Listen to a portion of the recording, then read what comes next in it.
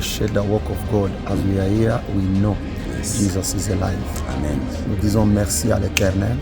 Nous sommes sûrs qu'avec notre présence, Jésus est déjà ici. Amen. Parce que la Bible déclare, là où sera mon serviteur, c'est là où je serai. Amen. Alors, you are welcome.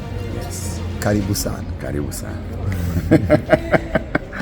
Karibu baba. Asante. Tunashukuru.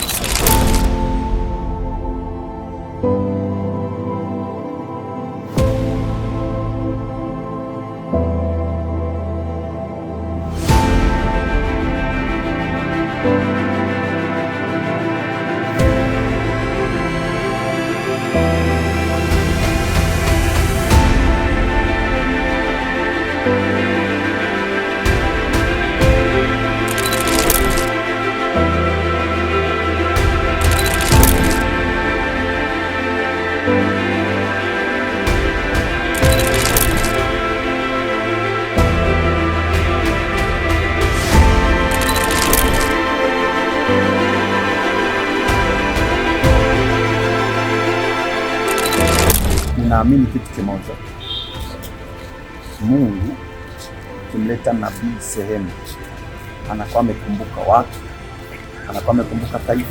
Biblia inasema kupitia nabii Mungu alitoa Israeli mtumwa.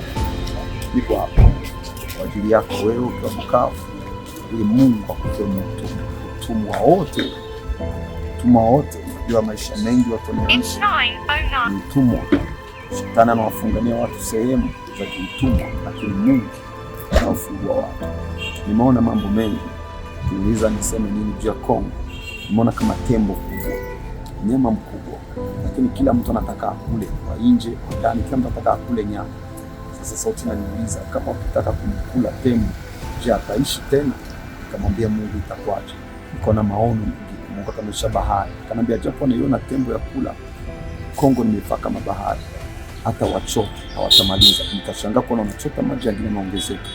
Na Mungu iko na kitu kipi ambacho tukifanya ambacho siwezi kukiongea saa hii, ila ninaamini tu kwamba Mungu atatenda mapenzi yake. Nimeona jua ulimwengu wa kiroho, nimeona fimbo ya uchungaji, lakini haisimami udai, iko kama vile imevunjwa. Baadaye nikasema Mungu, Kongo hiyo? Akasema ndio. Nikasogea hapa Bukavu, penyewe nikaona fimbo hiyo ni fupi kidogo. Mungu anasema naenda kuinua watu wake ili aweze kuinua fimbo yake, na mtaona watu wengi wake wakiingia mhuduma na nguvu za ajabu, na watu wakae. Sio kwamba Mungu anawapenda, lakini wawe makini kwa kupokea hizo karama mpya, ili watembee na Mungu sawa na mapenzi yake.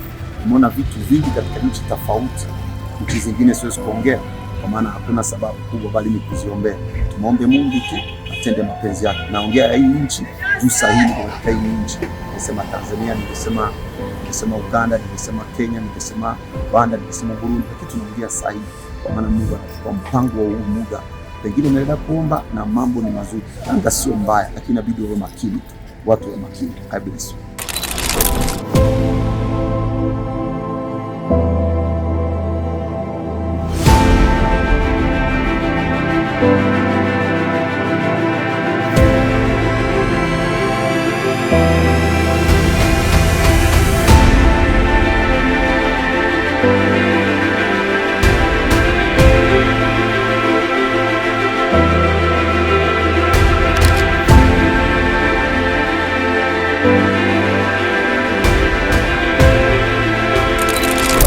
Mungu wa Israeli, tunasema asante kwa neema na huruma yako.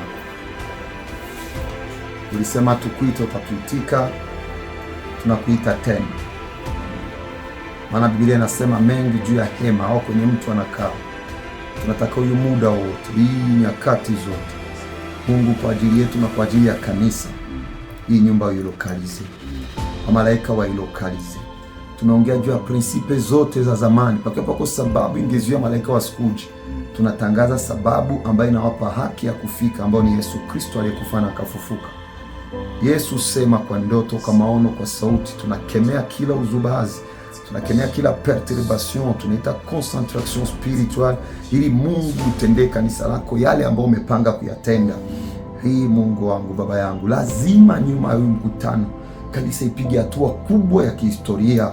Tunajua kwamba unayaweza na utayatenda. Tunakushukuru na tukiamini kwamba Roho wako atashughulika katika yote. Katika jina la Yesu Kristo wa Nazareti, tunaamini.